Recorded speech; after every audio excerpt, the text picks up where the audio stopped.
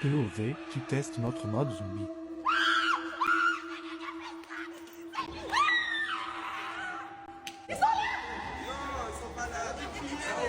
Attendez de voir la fin.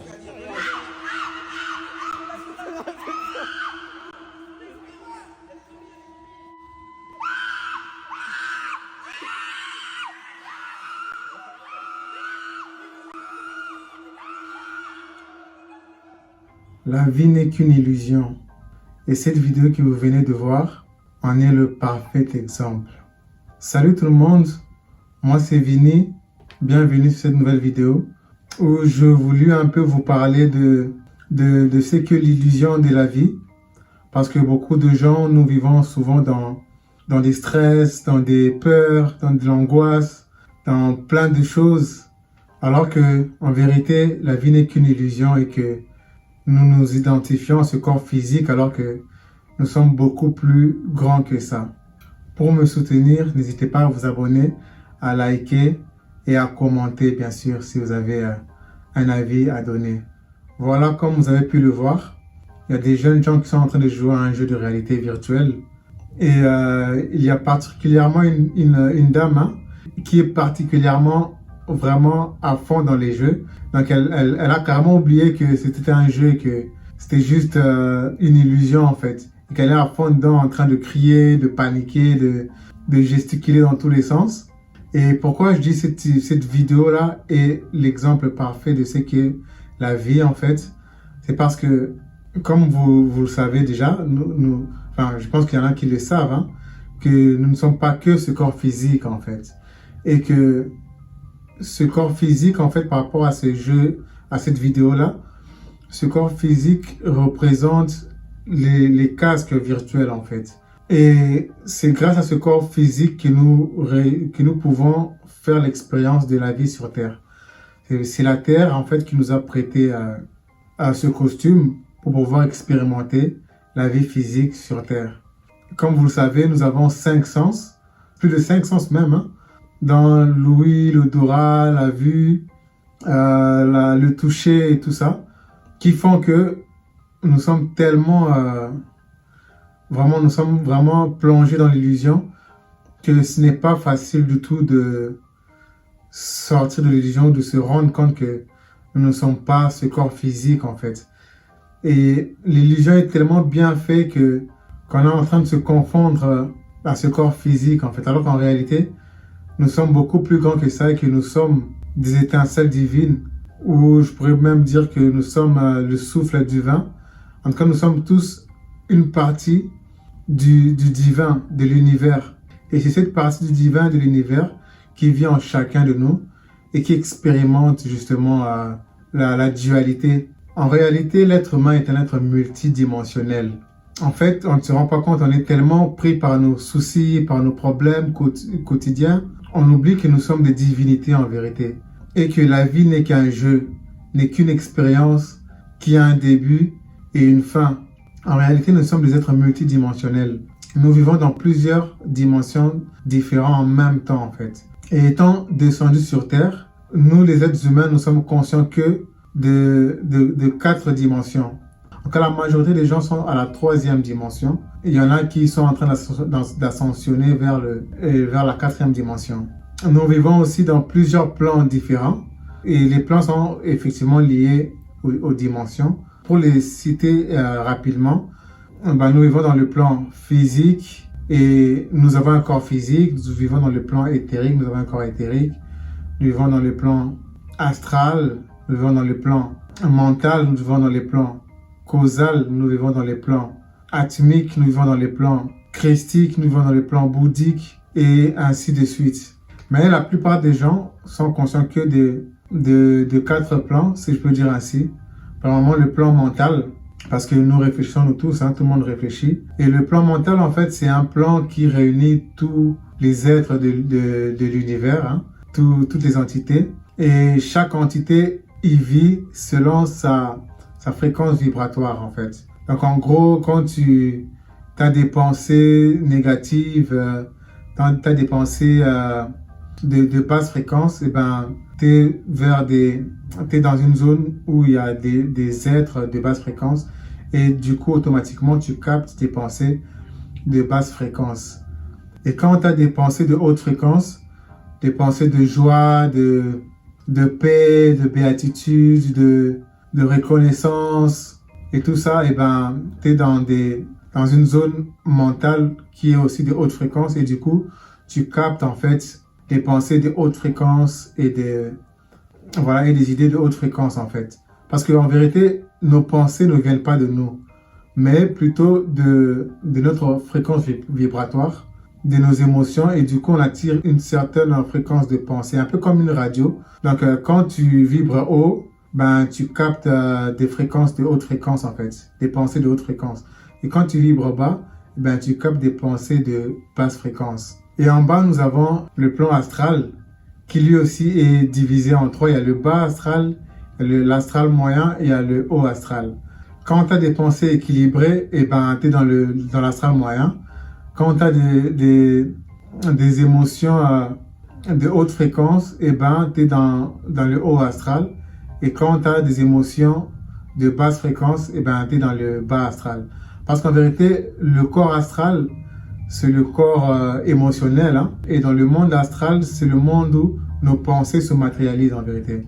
En fait, quand tu penses à un chien, imaginons que tu penses à un chien à 6 pattes, et ben tu y penses à ce chien-là dans ton monde mental et pour qu'il se matérialise, ben, il se matérialise dans le monde astral. Et le monde astral, c'est un monde qui fonctionne par rapport à nos émotions. Et pour les gens qui ont déjà fait des voyages astro, vous le diront que dans le monde astral, quand tu penses à quelque chose, ben, cette chose-là apparaît automatiquement. Donc, ça veut dire que quand tu penses à un monstre, et ben, tu verras ce monstre-là en fait. C'est pour ça qu'il y a beaucoup de gens qui déconseillent les voyages astrales parce que voilà, quand tu es dans des basses vibrations, et ben, tu vas faire apparaître à toi des êtres de basse vibration tout simplement. Dans le monde astral est divisé en 3 parties. Il y a le haut astral, il y a l'astral moyen et il y a le bas astral. Donc quand tu as des pensées positives, ça fait que tu auras des émotions de haute fréquence, ce qui fait que tu seras dans le haut astral. Quand tu as des pensées négatives, ben, ça va faire que tu auras des émotions de basse fréquence et ce qui fera que tu vas te retrouver dans le bas astral. Et pendant tout ce temps-là, tu es aussi présent dans le monde physique, tu es présent dans le monde astral et tu es présent aussi dans le monde mental. Et en bas du monde astral, il y a le monde éthérique. Donc le monde éthérique, c'est le monde de l'énergie pure, ou je dirais même de l'électricité libre. Hein. Pour ceux qui connaissent Nikola Tesla, qui a utilisé l'électricité libre pour créer ses inventions. D'ailleurs, il a été assassiné parce qu'il était trop en avance par rapport à son époque et que les entreprises de technologie étaient plutôt concentrées à créer des machines à obsolescence programmée que de créer des machines qui utilisent de l'énergie libre. Je pense que vous avez aussi entendu parler de Maxwell Chikumbutsu, un Zambien, je pense, hein, si je ne me trompe pas, qui a réussi à créer des télévisions qui fonctionnent sans électricité, sans branchement, une voiture ou un avion aussi qui fonctionne sans électricité, sans batterie, rien du tout, mais avec de l'énergie libre. Et bien, c'est l'éther en fait. Et le corps éthérique ressemble fortement à notre corps physique. D'ailleurs, si vous faites un peu de recherche, vous allez remarquer qu'il y a des gens qui parfois ont perdu leurs jambes, mais réussissent encore à ressentir leurs jambes en fait. Donc ils ont perdu carrément la jambe, mais quand tu touches là où c'est vide, ils sentent encore la sensation. En fait, c'est leur corps éthérique qui est resté encore présent en fait. Qu'est-ce que c'est un membre fantôme? D'abord, c'est en fait un ressenti de présence de membre alors que ce membre-là, il a été enlevé. On a récemment montré que plus de 75% des patients amputés de bras ont des sensations de membres fantômes sur lesquels ils peuvent agir. Donc ils ont un membre fantôme qu'ils peuvent mobiliser. Quand on met la main sur le membre résiduel, donc du bras, quand on parle des amputés au-dessus du coude bien sûr, quand il bouge le membre fantôme, on peut sentir des contractions musculaires sous sa main. Et donc la mobilité du membre fantôme se manifeste par ces contractions. Le monde éthérique, c'est le monde des fées, des gnomes et tout ça. D'ailleurs, c'est pourquoi les gnomes, les fées peuvent se manifester dans le monde physique s'ils le veulent, mais ils ne le veulent pas parce qu'ils ne veulent pas créer de la panique chez les humains, donc ils préfèrent rester cachés dans le monde éthérique. Et c'est aussi le monde des incubes et des succubes, vu qu'on parle aussi des rétentions séminales. Donc, le corps éthérique, ben voilà, c'est le corps qui reste quand on meurt. C'est le premier corps qui reste pendant 40 jours. Et après, nous évoluons vers les corps les plus subtils. Et en bas du corps éthérique, il y a le corps physique que nous connaissons tous. Et beaucoup de gens ne sont conscients que de leur corps physique. Ils pensent qu'ils ne sont que ce corps physique et subissent leur vie tout simplement. Parce qu'à partir du moment où tu te rends compte que tu n'es pas que ce corps physique et que tu n'es pas que le corps éthérique et pas que le corps astral, et ben tu vas te rendre compte que tu es beaucoup plus grand que ça. Et même ton mental est un des corps qui est encore un peu plus bas, que tu peux transcender et aller vers des corps beaucoup plus élevés et beaucoup plus subtils, comme l'ont fait Jésus-Christ, Siddhartha Gautama, Bouddha ou Simon Kimbangu. Donc toutes ces personnes-là et plein d'autres gens, hein, parce que le Christ, c'est un état de conscience. C'est quelqu'un qui a réussi à prendre conscience de son corps christique. Et c'est un état de conscience que tout le monde peut avoir. Et d'ailleurs, nous sommes à l'ère du Verseau. Et à l'ère du Verseau, ben, la conscience christique est descendue sur Terre, en fait. Je pense que ceux qui suivent un peu l'astrologie, et j'en parlerai dans d'autres vidéos, ceux qui suivent un peu l'astrologie savent que nous sommes en train d'entrer à l'ère du Verseau. Et le Verseau est représenté par un homme qui verse de l'eau. Et l'eau représente la connaissance. Donc c'est le Christ, c'est la conscience christique qui descend. Et je pense que dans la Bible même, quand les apôtres, après la Pentecôte, quand les apôtres ont demandé à Jésus comment allons-nous fêter la Pentecôte, Jésus les a dit que allez-y, vous verrez un homme avec une cruche d'eau, suivez-les à la maison à laquelle il va rentrer. Ben, ceux qui connaissent les maisons, c'est les maisons astrales en fait. Tu vois, les maisons du Verseau, du Lion et ainsi de suite. Et ben, nous sommes en train d'entrer à l'ère du Verseau. Ben, c'est la conscience christique qui est en train de descendre sur Terre. Et cette conscience est accessible à tout le monde. D'ailleurs, pourquoi vous allez remarquer qu'il y a plein de gens qui sont en train de s'éveiller. Il y a plein de gens qui sont en train de prendre conscience de qui ils sont vraiment. Il y a aussi plein de choses horribles qui sont en train de se passer. Il y a la menace de la Troisième Guerre mondiale. Il y a plein de secrets de l'industrie musicale, cinématographique qui sont en train de sortir au su et au vu de tous. Il y a Internet où tout le monde peut avoir accès à la connaissance. Donc, l'Apocalypse ne parle pas de la fin du monde, genre le monde va disparaître, mais non, c'est la fin des temps, c'est la fin de l'ère du poisson et nous rentrons à l'ère du Verseau. Et tous les signes sont déjà là. Et l'ère du poisson est représentée par le secret. Voilà pourquoi vous allez voir que les papes mettent des chapeaux en forme de poisson comme ça. Et l'Église catholique est représentée par un poisson de lune, si je peux le dire ainsi. Et la connaissance était réservée à une certaine élite. Mais aujourd'hui, tout le monde peut avoir accès à la connaissance et pratiquer la connaissance tout simplement. Pour continuer à ce que je disais à notre sujet, nous ne sommes pas que ce corps physique. Très souvent, nous nous identifions à ce corps physique. En vérité, quand on meurt, ce n'est que ce corps physique qui meurt. Mais notre conscience, lui, continue d'évoluer, continue à vivre en vérité.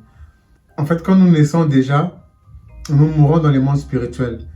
Et quand nous mourons dans le monde physique, ben nous naissons de nouveau dans les mondes spirituels. Quand je dis naître de nouveau dans les mondes spirituels, ça veut dire nous prenons conscience de notre essence spirituelle en fait. C'est pour dire qu'en vérité, même la mort n'est qu'une illusion en fait.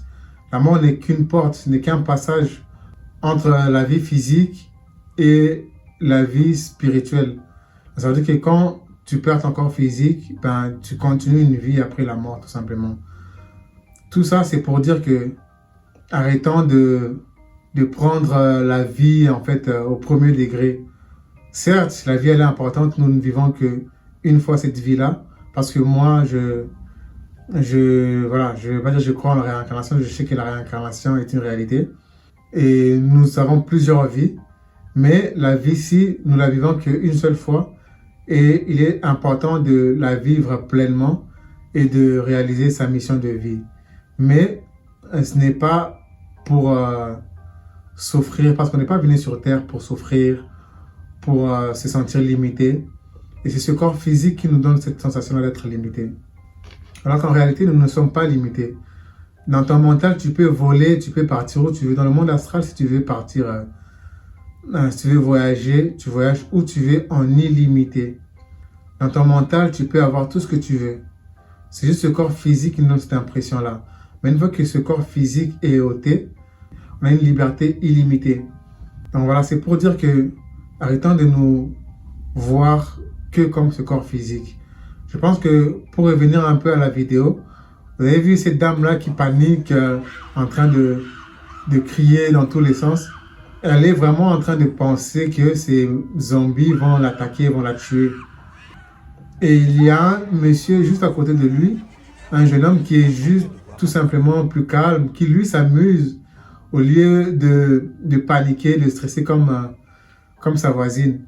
Et en fait, je pense que c'est l'attitude un peu à avoir face à la vie, parce que peu importe les problèmes que tu peux avoir, ce n'est qu'un jeu et Dieu ne va jamais te donner plus que ce que tu ne peux supporter. Si tu as un problème, c'est que tu peux le supporter. Et comme on le dit souvent, Dieu donne souvent ses meilleurs combats ou ses combats les plus durs à ses meilleurs soldats. Plus Dieu sait que tu es capable de faire plus Dieu t'enverra des combats plus difficiles. Et c'est même pas forcément Dieu qui t'enverra les combats difficiles, mais plus tu es fort, plus tu es capable de transformer le monde, plus tu as des lumières, plus les démons pourront te voir, plus ils voudront t'attaquer et t'éteindre, tout simplement. Donc, quand tu passes des moments compliqués, des moments difficiles, dis-toi que c'est juste un test, c'est une expérience où tu dois en apprendre, où tu dois en grandir tout simplement. Et ne pas prendre les choses à cœur jusqu'à aller se suicider comme le font certains. Et comme vous avez vu la dame là pour revenir sur la vidéo, ben elle est en train de paniquer et vous avez vu il y a un monsieur qui est là, qui lui, je pense qu'il doit être parmi les gens qui organisent le jeu virtuel, mais il est en train de rigoler.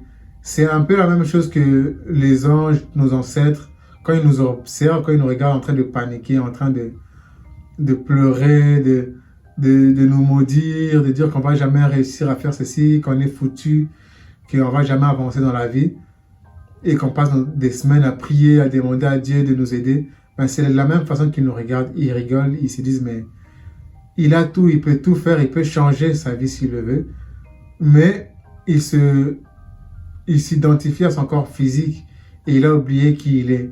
C'est pour ça Dieu, lui, il est tout le temps calme.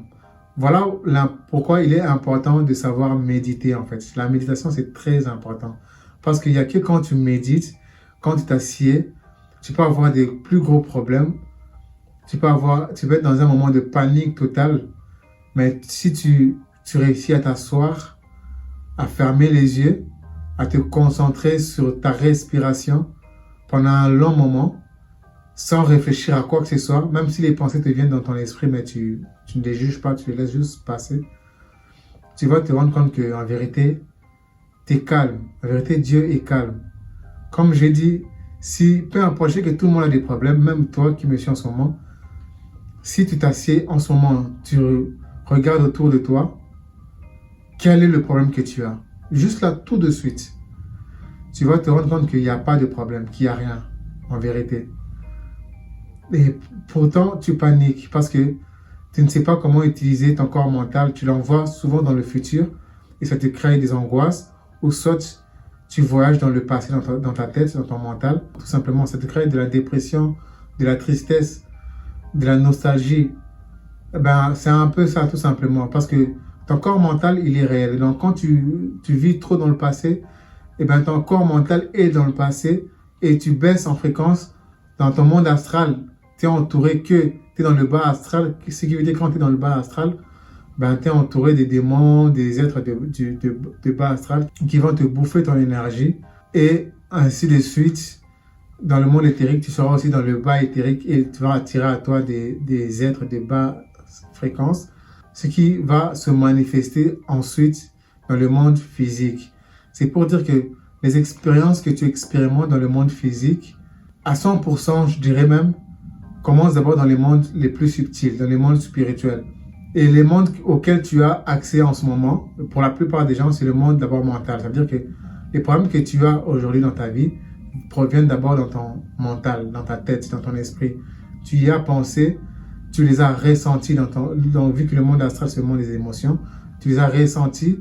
Et les émotions, c'est des ondes, hein, c'est des vibrations. Et c'est ce que tu envoies à l'univers, c'est ce que tu envoies dans le monde physique. Et c'est ce que tu reçois tout simplement. Et tu crées ces réalités-là.